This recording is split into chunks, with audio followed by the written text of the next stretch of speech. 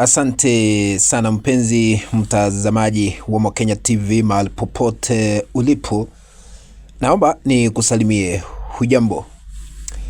Natumai umzima ubuheri wa afya na mipenye nipo kukwema. Karibu katika mwendelezo wa matukio haswa katika taifa la Tanzania.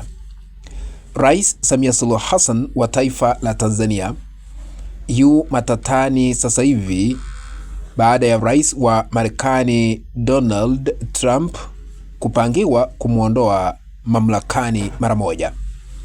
Katika kanda hii tutakuwa tunaangazia habari hii imetolewa kivipi na inamaanisha nini, kwa sababu kwa sasa hivi Trump baada ya kufanikiwa kumuondoa rais wa Venezuela mamlakani, sasa analazimishwa kumuondoa rais wa Tanzania Samia Suluhu Hassan kufuatia maafa yaliyoshuhudiwa katika taifa hilo.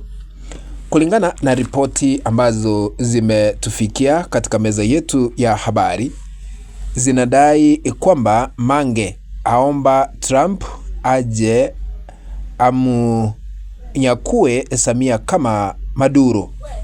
Taarifa hizo zimeweza kuchapishwa katika mitandao baada ya Mange Kimambi ambaye ni mwanaharakati ambaye anaishi katika taifa la Marekani lakini ni raia wa Tanzania, baada ya kumwandikia Donald Trump kumuondoa rais wa Tanzania Samia Suluhu Hassan. Kuna ujumbe naomba tukaweze kusoma vile ameweza kuandika kwa serikali ya Marekani, ikulu Washington DC, kisha baadaye tutakuwa tunachanganua moja kwa moja. Lakini unapoendelea kutazama tukabidhi a like, na ikiwa hauja subscribe na kuomba ukaweze kusubscribe. Vile unavyotazama hewani kuna ujumbe ambao umeweza kuandikwa na Mange Kimambi ambaye ni mwanaharakati wa Tanzania lakini anaishi katika taifa la Marekani. Anasema hivi: mpendwa Rais Donald Trump, kama ungeamua kumuondoa kiongozi huyu muuaji barani Afrika kama ulivyomuondoa Maduro kule Venezuela bila kusababisha vifo vya raia, ungeonekana kama shujaa kote barani Afrika. Watanzania bado wana mshtuko mkubwa kwamba mnamo Oktoba 29 mwaka wa 2025 rais haramu wa Tanzania Samia Suluhu alizima mtandao wa umeme nchi nzima kwa saa 72 na kisha kuamuru mauaji ya zaidi ya Watanzania 10,000. Miezi miwili baadaye bado yuko mamlakani na hakuna hatua yoyote ya maana iliyochukuliwa na Umoja wa Afrika AU wala SADC. Yaani inamaanisha Mange anamuomba Trump amuondoe Samia Suluhu Hassan kufuatia maafa ya zaidi ya watu 10,000 kulingana na vile anadai yeye mwenyewe yaliyoshuhudiwa nchini Tanzania, aweze kuondolewa vile aliweza kufanikisha shughuli ya kumuondoa rais Maduro wa Venezuela. Anaendelea kusema ya kwamba kulingana na chapisho hili linaendelea kusema ya kwamba baadhi ya wakosoaji wametulaumu sisi tunaomba msaada wa Marekani, wakidai kuwa Watanzania wanapaswa kukabiliana na utawala huu dhalimu wenyewe. Hebu niweke wazi, Watanzania walipinga mnamo Oktoba 29, 2025, waliingia mitaani na kukutana na risasi za moto. Waandamanaji walipigwa risasi hadi maandamano hayo yakazimwa kabisa. Hata wale waliokuwa majumbani mwao walipigwa risasi ili tu kupandikiza hofu. Hivyo ninauliza swali, rais kwa yeyote asiyeunga mkono Marekani kuingilia kati Tanzania, je, ni Watanzania wangapi zaidi wanapaswa kuuawa na serikali yao wenyewe kabla ya Marekani kuona ni halali kuingilia kati? Tafadhali tupe idadi. Je, ni 50,000 zaidi au 100,000 zaidi? Kwa wale wanaodai kuwa Marekani haitasaidia Tanzania kwa sababu haina mafuta crude oil, hiyo sio sababu kuu iliyomfanya Maduro asiongoze tena Venezuela. Sababu halisi ni kwamba watu wake walimkataa na kumuona kuwa kiongozi haramu.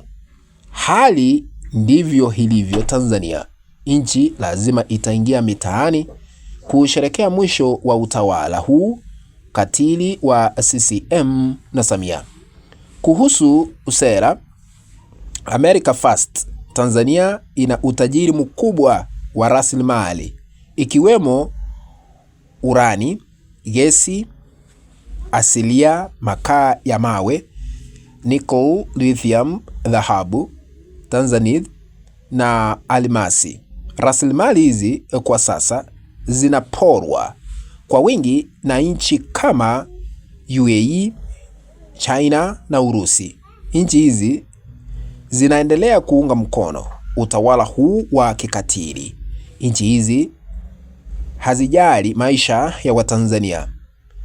Hazijali ni wangapi kati yetu wanauawa na serikali, ili mradi tu wapate kupora. Ukweli ni kwamba UAE inaipatia serikali ya Tanzania silaha zinazotumiwa kuua raia. Kama Marekani ingewaunga mkono watu wa Tanzania, tungetokomeza utawala wa kimkakati wa UAE, China na Urusi, na badala yake tujenge ushirikiano imara na Marekani. Hii ingekuwa ni hali ya ushindi kwa mataifa yote mawili.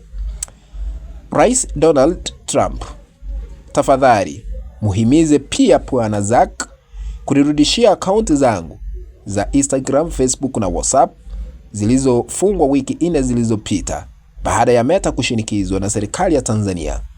Inatisha kuona kampuni za teknolojia za Marekani zikisaidia serikali za kidikteta kunyamazisha wakosoaji. Pia kampuni moja ya teknolojia isiruhusiwe kumiliki majukwaa mengi muhimu.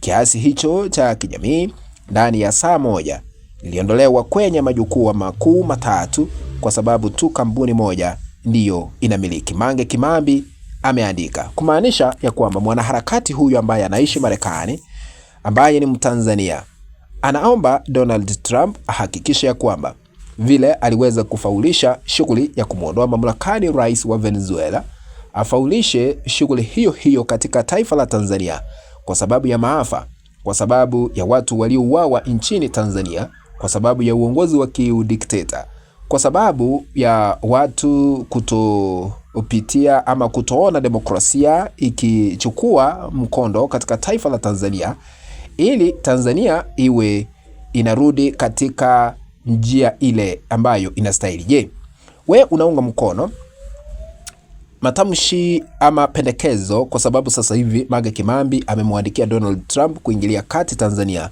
na kumuondoa mamlakani ambaye ni Rais Samia Suluhu Hassan. Je, unaunga mkono Mange Kimambi kwamba imefika wakati wa kumlazimisha kumuomba Rais Donald Trump kumuondoa mamlakani Samia Suluhu Hassan? Kusanidikia katika sehemu ya maoni. Kufikia hapo, mpenzi mtazamaji, ndipo natia kikomo katika uchanganuzi wa masuala haya ya kisiasa.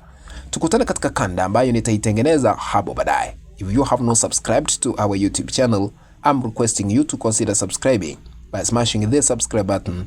This down here. Once you are done, remember to turn on the notification bell so that the moment we upload any video clip, you will be notified automatically that we have uploaded a new video clip to watch. Remember to share our content always with our WhatsApp groups and even on Facebook. That is the only way we can continue building this channel of ours, Omo Kenya TV. Be blessed. Let's meet in the next video. Bye bye.